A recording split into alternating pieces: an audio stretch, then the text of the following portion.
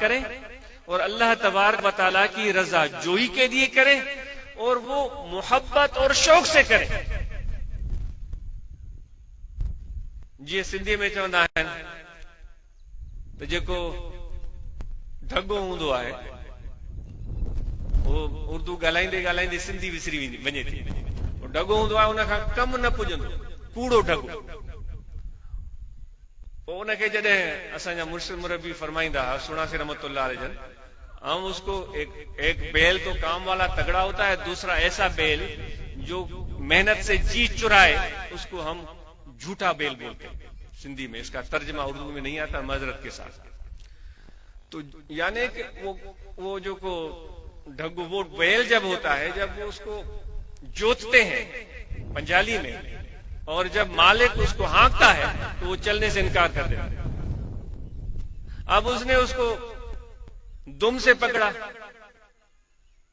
تو بھی انکار, زور سے اس کو لاٹھی ماری بیٹھ گیا.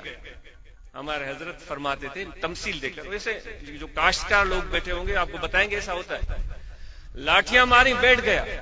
اب وہ جو زیادہ غصے والے کاشتکار ہوتے ہیں وہ ان کے دم کو دانتوں تلے پکڑ کے اس کو کاٹتے ہیں, اس کو تکلیف ہوتا کہ اٹھے. ہمارے حضور فرماتے تھے وہ دم کو دانتوں سے کاٹا تو وہ لیٹ گئے. تو یہ ہمارا حال ہوتا ہے دین کے معاملے میں اور دنیا کے معاملے میں. کیسے کہ ایک عربی ادب کی کہانی ہے جو ہم پر صادق آتی ہے. ایک لوہار تھا جو دن رات لوہے کو کوٹتا تھا. آپ کو پتا ہے کہ لوہے کو گرم کر کے لال کرتے ہیں پھر وڈائن سے اس کو کوٹتے ہیں تاکہ اس کی ایج بنا سکیں, اس کی شیپ بنا سکیں. آپ کو پتا ہے لوہار جب لوہے کو کوٹتا ہے تو کتنی دھماکے دار آواز ہوتی ہے, آپ سب کو پتا ہے. اس لوہار کا کتا ہوتا تھا, اس دھماکے دار آواز میں وہ سویا رہتا, نیند کرتا رہتا اسی دکان پر.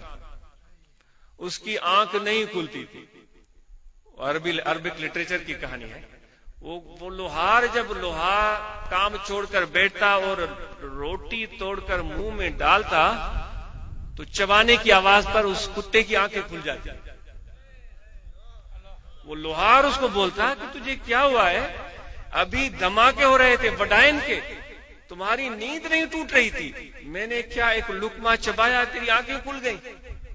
تو ہمارے نفس کا بھی وہ حال ہے دنیا کے معاملے میں, اپنی خواہش کے معاملے میں. جہاں اس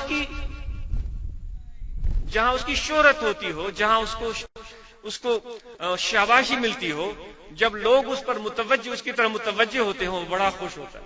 لیکن جب اللہ کی رضا کا معاملہ آ جائے تو پھر انہیں کوڑے ڈھگے وانگے اس بیکار بیل کی طرح وہ بیٹھ جاتا ہے. جتنا بھی اس کو زور دو اٹھتا نہیں. یہ کب اٹھے گا جب اللہ کا ذکر کریں گے. تو آپ کو ذکر کی دعوت ہے. یہاں دل ہے, اس دل میں ذکر اسم ذات کا خیال رکھیں. بیٹھے ہوئے, کھڑے ہوئے, لیٹے ہوئے, سوئے جاگے 24 گھنٹے یہ دل کی طرف توجہ کریں. یہ دل کو زندہ کرنا ہے, یہ دل کو جگانا ہے. 24 گھنٹے دل کی طرف توجہ کریں اور یہ سمجھیں کہ دل آپ کا بول رہا ہے اللہ اللہ اللہ اللہ اللہ اللہ اللہ اللہ اللہ اللہ. یہ قلبی ذکر کی آپ کو دعوت ہے. نوجوانوں کی بات نہ کرنا زیادتی ہوگی. ابھی دمباگوٹ کے نوجوان کھڑے ہو کر یہاں اپنی رپورٹ سنا رہے تھے اور انہوں نے اپنی کارکردگی بھی بتائی. بڑی خوشی ہوئی. الحمدللہ جن دوستوں کے پڑوس میں ہم آ کر بیٹھے, جنہوں نے یہ زمین, جن احباب نے, ان پورے علاقے والوں نے مل کر محبت سے, شوق سے اس مرکز کی قیام کو عملی شکل دی اور یہاں جوکیا برادری کے دوستوں نے یہ زمین فراہم کی. الحمدللہ خوشی ہوئی کہ اس گاؤں کے بچے پڑھ لکھ کر یونیورسٹی تک پہنچے. تو میں نے نعمان صاحب کو یہ بولا کہ بھائی آپ کے اور کتنے گاؤں کے بچے یونیورسٹی تک پہنچے ہوں گے؟ تو اس نے کہا 3 یا 4. میں نے اتنا بڑا گاؤں ہے, میں دل میں سوچتا ہوں زیادہ تعداد یونیورسٹیز تک پہنچنی چاہیے. ماں پانچ جوکھن بھائرن کے چوندم دوستو تواں بھی پانچ بچڑن کے پڑھایو، تواں بھی انہن کے شوق ڈیاریو، تواں بھی انہن میں علمی ذوق پیدا کیو. یہ علم نبیین جو ورثو ہے تو وہ اساں جا جوکھیا نوجوان وہ بھی یونیورسٹی تے پہنچن، دمبا جا پوتا ہے ہتاں جا پہنچن. اواں کے آفرین ہو جے، اواں جی محبت کے سلام ہو جے، تواں جی پیار جو قدر ہے، پر یہ بھی تواں کے دعوت ہے. تو ان معاملے میں تواں پانچی نوجوان نسل تے محنت کیو، انہن کے توجہ ڈیاریو. جس طرح یہ نعمان بتا رہے تھے کہ ہم کیریئر کاؤنسلنگ کرتے ہیں، ماشاءاللہ بڑی بات ہے. یہ تو ہم اپنے یہاں کے باسی نوجوانوں میں جب اس طرح کے رجحانات دیکھتے ہیں تو خوشی ہوتی ہے، کیونکہ انہی نوجوانوں نے کل آ کر اس قوم کی رہنمائی کرنی. یہ نوجوان آگے چل کر ہماری قوم کا نام روشن کریں گے، جو توقع اور دعا ہے ہماری. تو آپ کو دعوت ہے سبنی دوستن کے سب جوکھیا حضرات پالاری جو گرد و نواح میں رہتے ہیں. بھئی ہمارے دیہاتی بھائی، میں بھی خود دیہاتی ہوں، شہر والے ہم پر ہنستے ہیں کہ بھئی ان کو پڑھائی کا شوق ہی نہیں ہے. اور جب بھی کوئی سن لے کہ بھئی سندھ کے دیہات سے آ گیا ہے تو پھر وہ پوچھ گچھ شروع کر دیتے ہیں، وہ پولیس والی. اچھا سندھ میں بھی ہوتا ہے ایسے؟ وہ جیسے کہ سندھ میں کچھ ہوتا ہی نہیں. تو بھائی آپ کو عرض ہے کہ اپنے نوجوانوں پر توجہ دیں، ان کو محنت کروائیں، ان کو لائق بنائیں. یہ دست بستہ گزارش ہے یہاں جتنے بھی ہمارے دوست رہتے ہیں، اور شہر والوں سے بھی گزارش ہے، اور دیہات کے لوگوں سے خصوصی طور پر.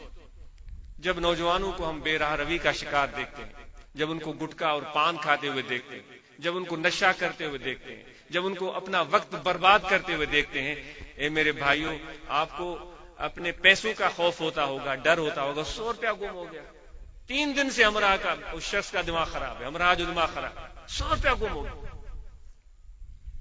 50 روپیہ ہمارے ڈاکٹر عبداللطیف صاحب چنا مرحوم ہمیں بتاتے تھے کہ ایک دیوان تھا، اس کے 10 روپے غائب ہو گئے، جیب سے گر گئے. تو بیچارہ وہ اپنے گھر کے برآمدے میں بھاگ رہا ہے، یہاں سے جا کر اس دیوار تک 10 روپے گئے. پھر وہ گیس کی آواز چھوڑتا، پھر اس دیوار تک جاتا، پھر اس کی آواز آتی، میرے 10 روپے گئے. 2 گھنٹے تک وہ یوں چلتا رہا، 10 روپے گئے. اے میرے بھائیو 10 روپے 100 روپے کیا کروڑ روپے 20 برابر نہیں ہو سکتے جو کہ آپ کی اولاد ہے. یہ بڑا سرمایہ ہے آپ کا، ان کا وقت ضائع ہوتا ہے، یہ آپ کا سرمایہ ضائع ہوتا ہے. اس پر آپ کو فکر ہونی چاہیے. صرف کہہ دینا کافی نہیں ہے، گھر کا ماحول ایسا بنائیں. ہمیشہ یہ عاجز عرض کرتا ہے کہ اپنے خاندان سے مل جل کر کے کھانا کھائیں. یہ میرے آقا و مولا صلی اللہ علیہ وسلم کی سنت ہے. ان کو اچھی باتیں دسترخوان پر سکھائیں، ان کو میرے آقا و مولا حضرت صلی اللہ علیہ وسلم کی پیاری پیاری باتیں بتائیں، ان کے پیارے اخلاق کی باتیں بتائیں، ان کی پیارے اہل بیت کی باتیں بتائیں، صحابہ خلفاء راشدین کی باتیں بتائیں، تاکہ وہ سیکھیں. ورنہ تو یہ اولاد کل قیامت کے دن کہے گی کہ میرے پروردگار ہم سے دگنا عذاب ہمارے ماں باپ کو